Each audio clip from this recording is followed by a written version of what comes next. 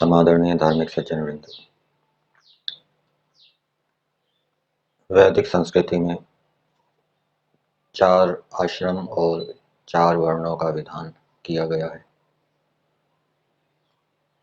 और ये आश्रम और वर्ण यदि भिन्न भिन्न आश्रम में रहने वाले मनुष्य, भिन्न भिन्न वर्णों से युक्त मनुष्य यदि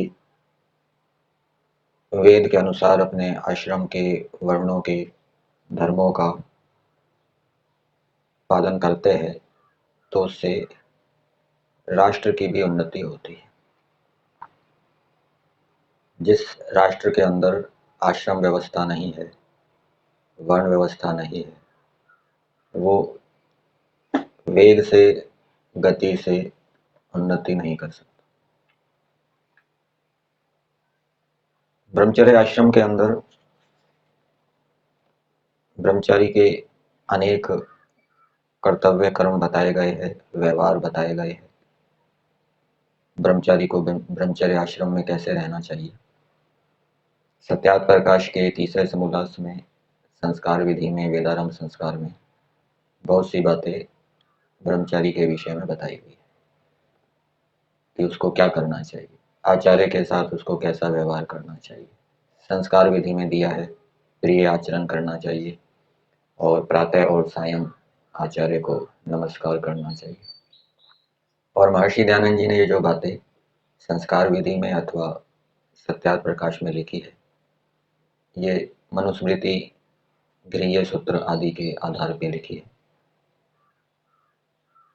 ब्रह्मचारियों के व्यवहार के विषय में आचार्य के साथ कैसा व्यवहार करना चाहिए, एक बात पारस्कर गृह्य सूत्र में दी है। सूत्र है आचार्येण आहुता उत्थाय प्रतिशृणुयात्, अर्थात आचार्य के द्वारा बुलाए जाने पर जो ब्रह्मचारी है वो उठकर सुने। बैठा हुआ है तो बैठे बैठे ना सुने।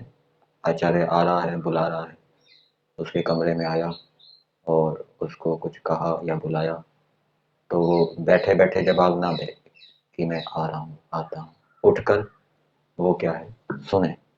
आचार्य कुछ भी कहता है, कमरे में आता है तो बैठे बैठे ना सुने, उठकर सुने।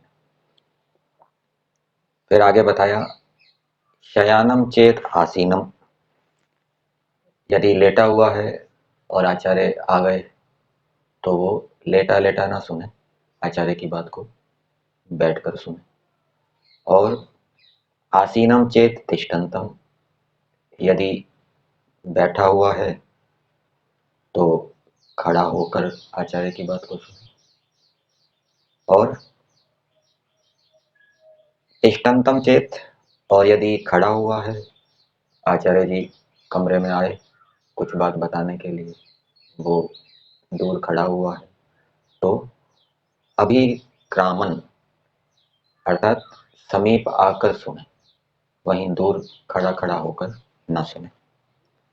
फिर अभिक्रामंतम चेत अभिधावन, मान लीजिए आचार्य जी उसको कुछ बताना चाहते हैं और वो दूर है और आचार्य जी की तरफ आ भी रहा है, बुलाया, तो वो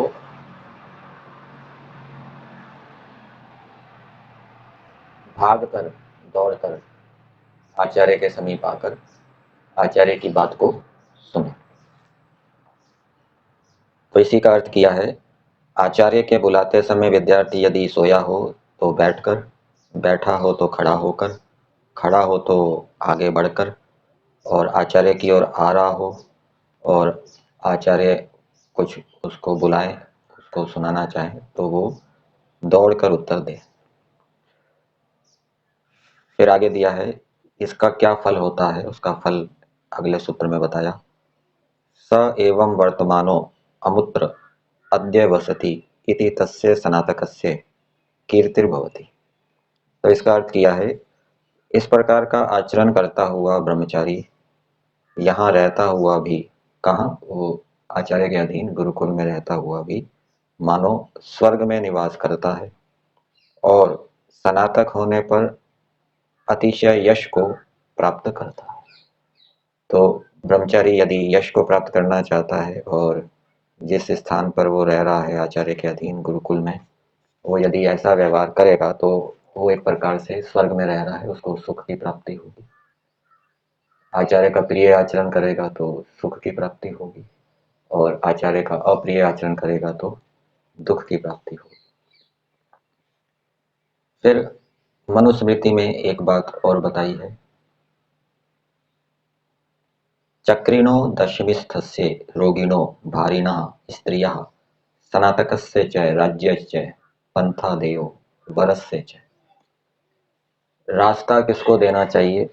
कभी कभी ऐसा होता है, बस पर चढ़ना होता है, ट्रेन पर चढ़ना होता है, या कहीं जा रहे हैं, भीड़ है, तो बूढ़े व्यक्ति भी होते हैं, महिलाएं भी होती है, रोगी भी होते हैं, कोई बड़ा व्यक्ति भी होता है। तो किसको पहले जाने देना चाहिए, चढ़ने देना चाहिए, तो उसके विषय में बताया है। चक्रिणों, मान लीजिए सड़क पार कर रहे हैं, ऐसी स्थिति है, तो जो रथ गाड़ी आदि में बैठे हुए हैं उनको पहले जाने देना चाहिए। दशमिस्थस्य, दशमी अर्थात 90 वर्ष से अधिक आयु वाले को पहले रास्ता देना चाहिए।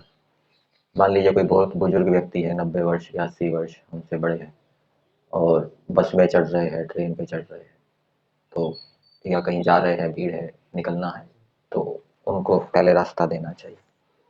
रोगिणः, जो रोगी है उसको, भारिणः, जिसने भार उठाया हुआ है, वो बस पे या ट्रेन पे चढ़ रहा है, तो उसको, हमारे पास भार नहीं है, उसके पास भार है, तो उसको पहले अवसर देना चाहिए चढ़ने के लिए।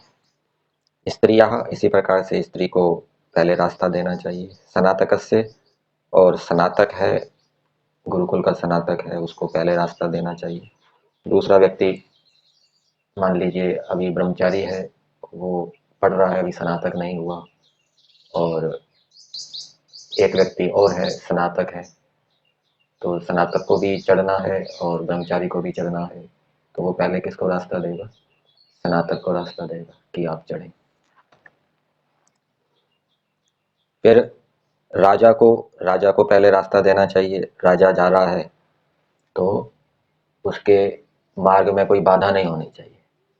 जैसे आजकल कोई मंत्री जा रहे होते हैं, कहीं प्रधानमंत्री जा रहे होते हैं, तो सुरक्षा व्यवस्था होती है, सारी सड़क को खाली कराया जाता है कि कोई आवाजाही ना हो, उनके आने जाने में कोई बाधा ना हो। तो राजा को पहले रास्ता देना चाहिए।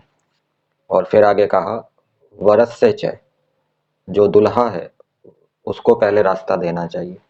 मान लीजिए कोई बारात जा रही है, तो उसको पहले रास्ता देना चाहिए, जाने देना चाहिए। इस प्रकार से ये व्यवहार से संबंधी बात बताई है। फिर पारस्कर गृह्य सूत्र में एक बात और आई है, श्रद्धा के विषय में बताया है, श्रद्धा किसको कहते हैं, और मेधा के विषय में बताया है, मेधा किसको कहते हैं। मेधा बुद्धि की प्रार्थना की जाती है मंत्र के माध्यम से, याम मेधाम देवगणः पितरश्च उपासते। और श्रद्धा की भी प्रार्थना की जाती है कि हम श्रद्धा पूर्वक ईश्वर को प्राप्त हों। श्रद्धा क्या है, तो वो बताया, तत्र श्रद्धा धर्म आदरः, धर्म के प्रति आदर का भाव, ये क्या है? श्रद्धा है। धर्म के प्रति आदर का भाव कहो, धर्म के महत्व को समझना, धर्म के प्रति प्रीति होना, तो ये श्रद्धा कहलाती है। ये धर्म के विषय में है। श्रद्धा ईश्वर में भी होनी चाहिए, ईश्वर का यदि महत्व पता है तो ईश्वर के प्रति श्रद्धा होगी, धर्म के प्रति भी श्रद्धा होती है।